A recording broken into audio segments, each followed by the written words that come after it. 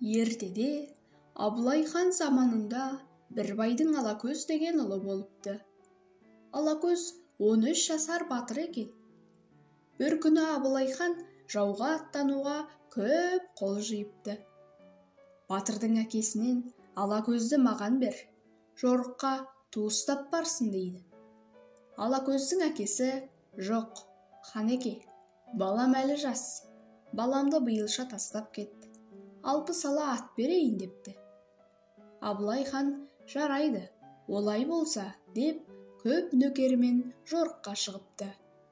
3 күн өткен соң Алакөз үйінде отырып ойлайды: мен бұл әскерден қалғаным не қылғаным деп батырлығына шыдай алмай өзінің бір қанатты Қаракер дейтін атына мініп алып 3 күн озып кеткен әскерлерді 1 сағатта қуып жетіпті.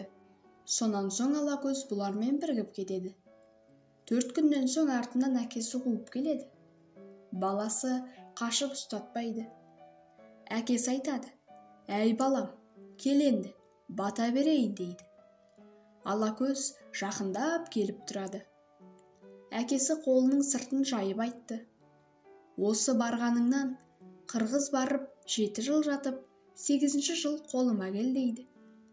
Алакөз мұның батасын тыңдамай жүре береді. Әкесі қайтып кетеді. Бұлар жорықта жүріп қырғыз батырларымен кездесіп қалады.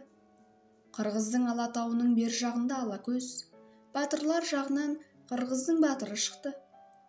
Алакөз келіп қырғыздың батырын найзаменен шанышқан екен, найзасы өтпей еш қару қыла алмайды. Әкесінің қарғысы күшін алған екен. Қырғыздың батыры Алакөзді найзаменен шаншып алып, артына бөктеріп, еліне жүре береді. Абылай хан соғыспай еліне қайтып кетті. Сонан соң қырғыздың батыры әкесіне келіп айтады: мынау әкелген олжам дейді.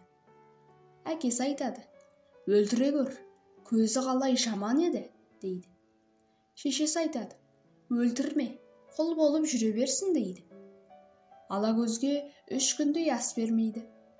4-ші күні ғана аз ғана ас береді. Сөйтіп 7 жыл қырғызда байлаулы жатты. 8-ші жыл болғанда қырғыздың бір бегі өлген екен. Жұрт соған ас беруге қыздан рұқсат сұрайды. Алакөзді түсіріп алып келген қырғыздың батыр қызы аты Ботакөз екен. Ботакөз жұртының бәрін билеп тұрады екен. Рұқсат береді. Ботакөз өзі бүгін басым ауырды деп асқа бармай қалады. Қыздың әкесі, 2 ағасы бәрі асқа кетеді. Ботакөз үйде қалады. Bir уақытта Ботакөз байлаулы жатқан Алакөзге айтады: Алакөз, тұршы, күресейік дейді. Алакөз қорыққаннан күреспеймін дейді. Сөйтсе де Ботакөз болмай күреседі. Ботакөз Алакөзді көтеріп жығайын деген екен, жыға алмайды. Сонан соң Алакөзге айтты: сен қара құл деп намысына тиеді. Сонда Алакөз қызды көтеріп алып жерге бір қойды. Қыз айтты: сен менен күшті екенсің, мен сенімен бірге қашам дейді. Алакөз жарайды дейді. Қыз Алакөзді қымызға тойғызады. Bir уақытта Ботакөздің әкелері, ағалары келеді. Ботакөздің сыбағасы деп бір тай үйтіп, көп қойлар үйтіп әкелген екен. Ботакөз жартысын байлаулы жатқан Алакөзге берді. Ағалары мұны көріп, қарындасын жек көреді. Күн кеш болады. Қыздың 2 ағасының 2 жүйрік арғымағы бар екен. Соны суытып қойған екен. Түнде Алакөз ұйықтап оянса, байлаулы жатқан аяқ қолы бос жатыр екен. Bir уақытта Ботакөз Алакөзге келіп: жүр, қашайық дейді. Алакөз тұрып, өзінің бұрынғы киімін киіп алады. Екеуі ақылдасады: неге мініп қашамыз, қалай қашамыз деп. Алакөздің үйінен келген жүйрік аты Алакөз жаманды ойлағанда ұстатпайтын еді.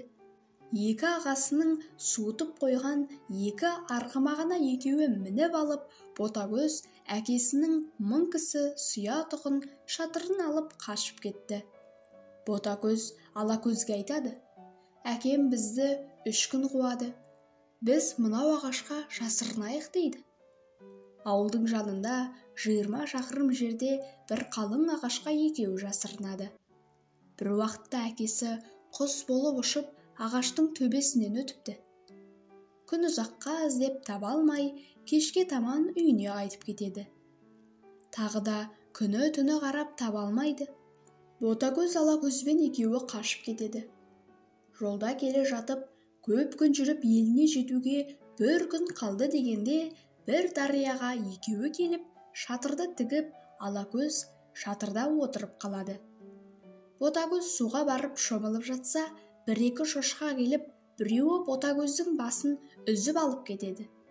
Бір уақытта Алакөз тысқа шықса, Ботагөз өліп қалыпты. Мұны көріп садағын алып, жүгіріп келіп әлгі шошқаның біреуін атқан екен, ішінде жоқ.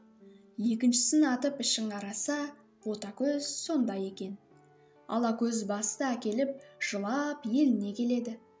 Жұртыменен амандасып, мұңын айтады. Менің тілегімді берсеңіз, депті. Жұрты тілегін береді.